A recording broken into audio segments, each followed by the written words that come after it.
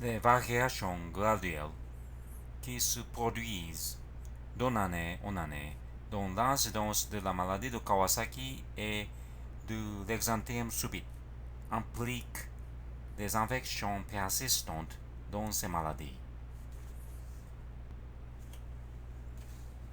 L'incidence annuelle d'une maladie infectieuse fluctue avec un cycle supérieur à un an. Ce phénomène est connu sous le nom de périodicité supraannuelle. Anderson et May ont trouvé que le cycle de la périodicité supraannuelle indiqué par T est obtenu à partir de l'équation suivante. Équation 1. D est la période de l'incidence, D' la période infectieuse et A l'âge moyen des patients. Nous avons utilisé cette équation pour prédire les caractéristiques de la maladie de Kawasaki. Le nombre mensuel des cas de la maladie de Kawasaki a été obtenu auprès de la surveillance nationale japonaise de la maladie de Kawasaki, tandis que les nombres mensuels des maladies infectieuses pédiatriques signalés par les hôpitaux sentinelles entre 2000 et 2010 provenaient de l'Institut national des maladies infectieuses. Nous avons appliqué l'analyse en ondelette à cet ensemble des séries chronologiques pour identifier les périodicités supraannuelles. La figure 1 montre à quel point le nombre de cas signalés diverge d'année en année en raison de la maladie de Kawasaki et de 7 autres maladies infectieuses pédiatriques.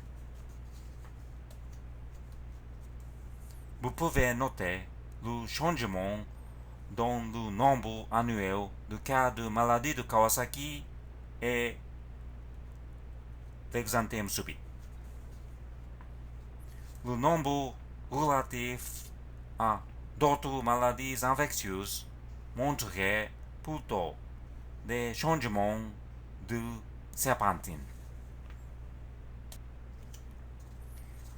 L'analyse en ondelette a été appliquée aux données des séries chronologiques présentées sur la figure 1 pour identifier la périodicité supraannuelle de ces maladies. Les deux lignées bleues indiquent 95 de la limite de confiance. La zone entre ces lignées est fiable. La zone colorée indique la présence d'une périodicité supraannuelle. Par exemple, dans le streptocoque du groupe A, une périodicité supraannuelle de 2,3 ans a été identifiée. Il est à noter que la périodicité supraannuelle n'a pas été identifiée uniquement dans la maladie de Kawasaki et dans l'exanthème subite.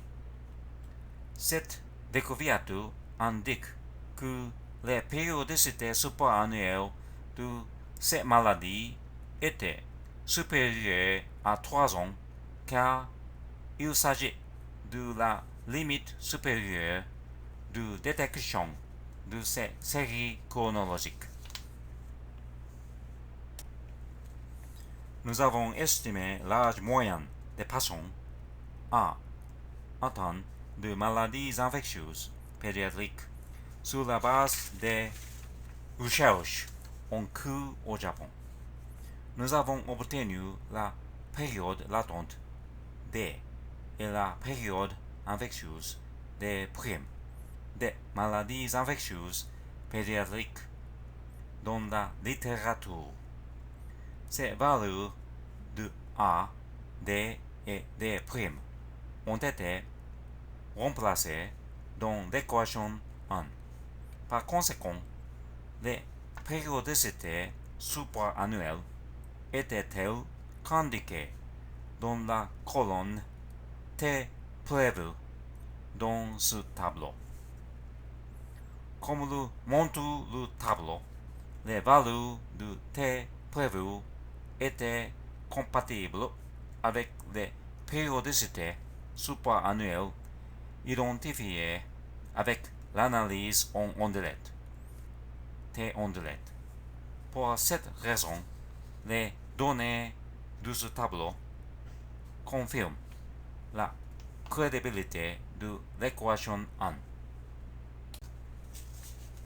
Nous avons appliqué l'analyse en ondelette aux données d'une série chronologique de la maladie de Kawasaki enregistrée entre 1979 et 2010.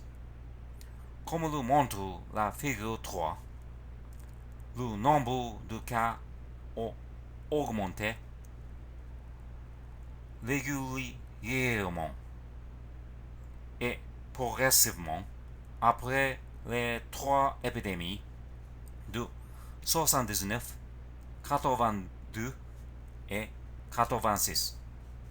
Au cours de cette période d'augmentation stabilisée, la périodicité supraannuelle n'a pas été identifiée. Cela signifie que la périodicité supraannuelle a dépassé 10 ans, c'est-à-dire la limite supérieure d'identification de cette série chronologique. Dans le même temps, l'âge moyen des patients de la maladie de Kawasaki est notoirement de 2,4 ans. Ces deux conditions ont été incluses dans l'équation 1. Par conséquent, la somme entre D et D' a été estimée à plus de 1,1 an, puisque la période latente de maladie de Kawasaki étant inférieure à 10 jours. La période infectieuse D' est supérieure à 1 an. Notre analyse suggère que l'agent étiologique de la maladie de Kawasaki infecte l'hôte de manière persistante. Nous remercions Monsieur le professeur Yoshikazu Nakamura et Madame la docteure Mayumi Yashiro de l'Université de médecine de Jichi. Merci pour votre attention.